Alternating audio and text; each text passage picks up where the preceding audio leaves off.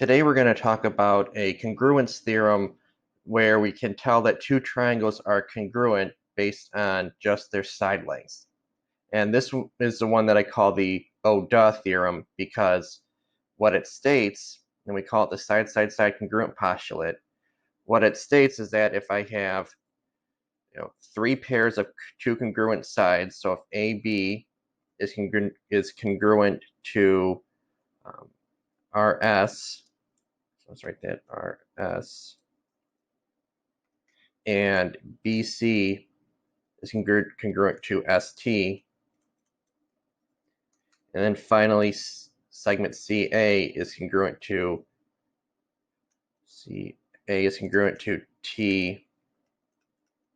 TR, then the two triangles are congruent. So triangle ABC would be congruent to triangle RST. And you may be saying or thinking, well, duh, that makes sense. If I have three pairs of congruent sides, then obviously the triangles are congruent. Remember that triangles being congruent also tells us that the angles are congruent as well. So the information that we're given in the theorem is that only the sides are congruent. BA, SR, BC is congruent to ST, and AC is congruent to RT. I'm not giving you any information about the angles, but because we have three pairs of congruent sides, we know that the triangles are congruent, which also means the angles are congruent.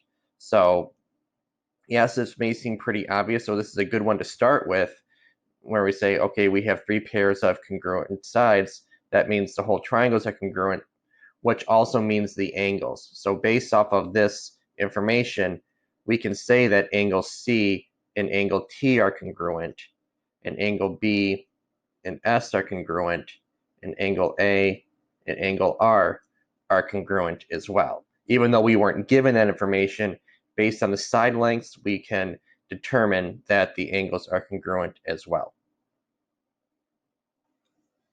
So what we have here are three pairs of congruent sides. So let's look down here, and we're going to decide whether the congruence statement is true and then explain our reasoning. So if we look at our congruence statement, we have JKL and MKL. So this would mean, according to the congruence statement, this means JK would be congruent to segment MK. And again, the reason we get that information is JK is the first two letters, and MK are the first two letters in the second triangle. And then KL is congruent to KL. We get that because KL are the second two letters in the first triangle, and KL are the second two letters in the right triangle. And then LJ is congruent to LM, because L is the last letter, and then J is the first letter in the left triangle. In the right triangle, L is the last letter, and M is the first letter. So they are corresponding sides. So then let's look at our picture and determine if these are true, JK and MK. JK is 8, that's what that 8 there, that's 8 units long. MK is also 8 units long. So that one is true. Okay. KL is congruent to KL. Well, there's no measurement here, but we know by the reflexive property of congruence that a segment is congruent to itself. So yes, we can check that one off too because of the reflexive POC. And then LJ and LM, LJ is 9 units, and LM is also 9 units. So that one, we can put a check by. So we have three pairs of congruent sides. So yes, the statement is true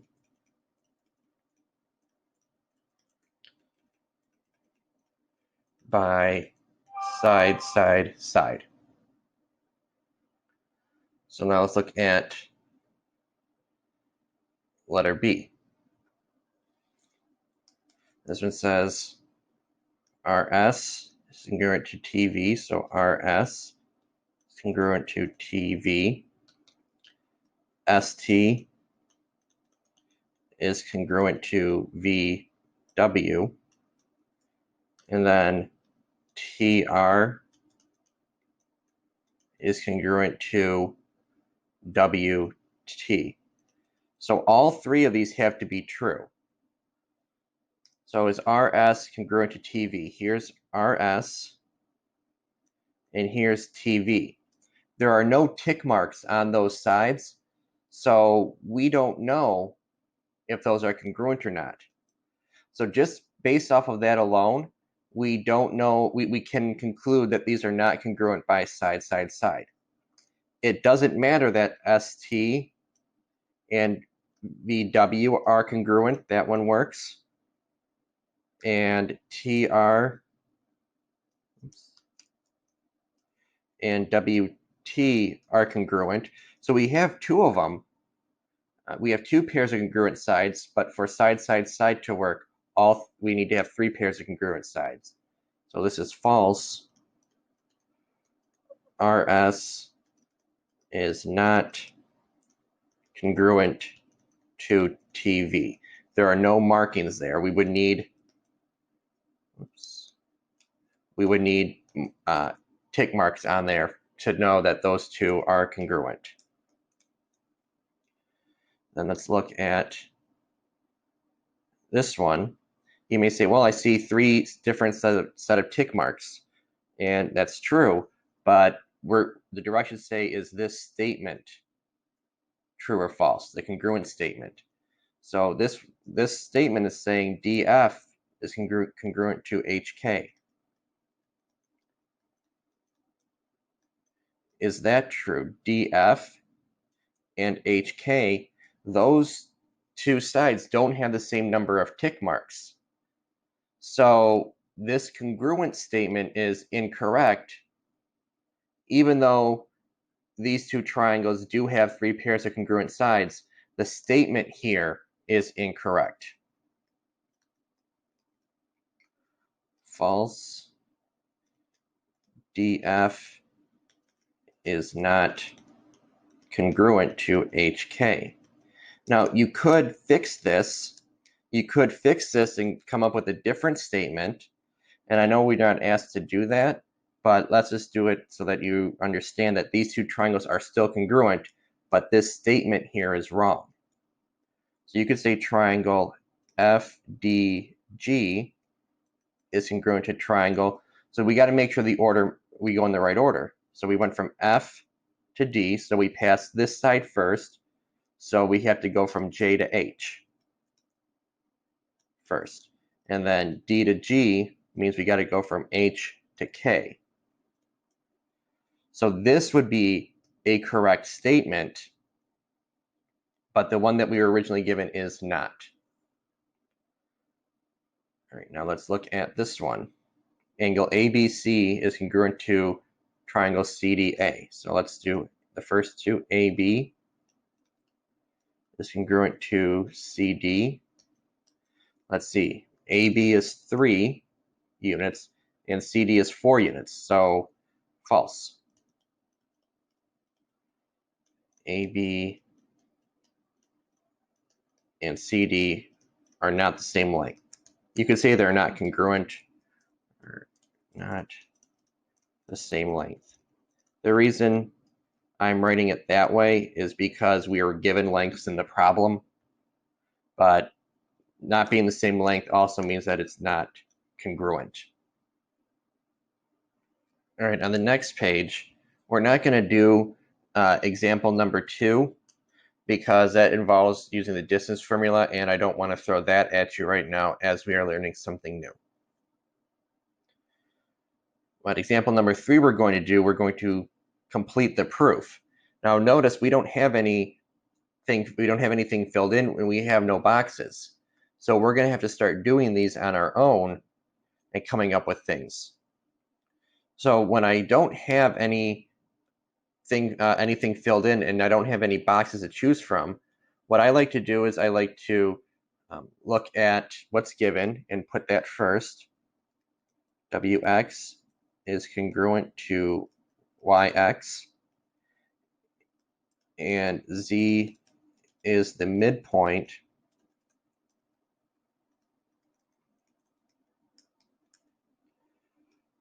of wy. So I know that is the given. What we're trying to prove is that these two triangles are congruent. So that's going to go in my fourth statement, or my last statement. If you have more or fewer than 4, that goes there. So this will always happen. Given will be your first statement, and what you're trying to prove is your last statement. So then I go over here. Well, let's write given for the first one, first reason. I go over to my picture now, and I mark it up with what I am given. Wx and yx are congruent. So Wx and Yx are congruent. That's given. So what does it mean that Z is the midpoint of Y? If Z is the midpoint of Wy. If Z is the midpoint of Wy, that means Z cuts that whole length in half. So Wz and Zy have to be congruent because Z is a midpoint. But we don't have that written down in our proof. All we have is that Z is the midpoint of Wy. So now we have to go and write, hey, we know now that Wz is congruent to Yz. And why do we know that? We know that because that's the definition of a midpoint. So definition of midpoint. Okay, so now based on our picture, is there anything else we can tell? Well, xz is in both triangles. I call it a shared side. Side xz is a shared side in both triangles, as we have triangle on the left and we have a triangle on the right that we're trying to show are congruent. Well, xz is in both triangles. It's a shared side, so it has to be equal to itself. That's what the reflexive property says. Xz is congruent to xz, and even though I call that a shared side, that's what normal people call it. Math people call it the reflexive property of congruence. So now I have one pair of congruent sides. Wx and yx are congruent. I have wz and yz are congruent to each other, so that's a second pair of congruent sides. And then xz being congruent to itself, that is another pair of congruent sides. So we have 3 pairs of congruent sides. So we can say that these two triangles are congruent by side, side, side, and we abbreviate that as SSS. Okay, let's look at the fourth proof. So again, I'm going to do the same thing I did up above. I'm going to write down the given in the first statement. So ij is congruent to hk. ih is congruent to jk, and that is given. And then what I'm trying to prove is that triangle hij is congruent to triangle jkh. So you'll notice that some of these proofs are much shorter than the ones we worked with before, but we have no boxes and nothing filled in. We got to come up with it on our own, which is sometimes a little bit easier because you're given some freedom on how you construct the proof, but also can be confusing because you may not know where to start, or you may think you have to start a certain way, but you really don't. Like, for example, up here, I could have swapped statement 2 and statement 3, as long as I also swapped the reasons. I could have done that. I could have switched statement 2 and reason 2 with statement 3 and reason 3, and this still would have been correct. There's really no order that you have to go in. The reason our previous proofs had to go in a specific order is because I would give you something like, reflexive POC in reason number 3, which meant that this statement had to go in statement number 3 because it would match up with our reason. So here we have a little bit more freedom. Okay, so now back to our proof down here. I see that I have two pairs of congruent sides. Now I'm going to look at my picture. I'm going to mark it up. It says that IJ and KH or HK are congruent. It also says that IH and JK are congruent. And we see we have a shared side here. So we have this triangle on the left and this triangle on the right. And yes, we have a shared side there. We need to be careful though, because if we look at the left triangle, do you see how angle J in the yellow triangle on the left, that intersects where we have the 1 tick mark side and the 3 tick mark side. But angle J on the right triangle, that's the intersection of the 2 tick mark side and the 3 tick mark side. So you see that, and also down here with H, on the left yellow triangle, angle H is the intersection of the side with 2 tick marks and 3 tick marks, where in the right green triangle, angle H is the intersection of the side with 1 tick mark and 3 tick marks. So when we write this, we don't want to say HJ is congruent to HJ because those parts are not corresponding. They don't go in the correct order. So what we need to write is that JH is congruent to HJ, but that still is the reflexive property of congruence. So then we will have 1, 2, 3 corresponding, three pairs of congruent sides. So these two triangles are congruent by side, side, side. Okay. So you'll see that the first couple of these are going to be very short. The proofs are going to be short.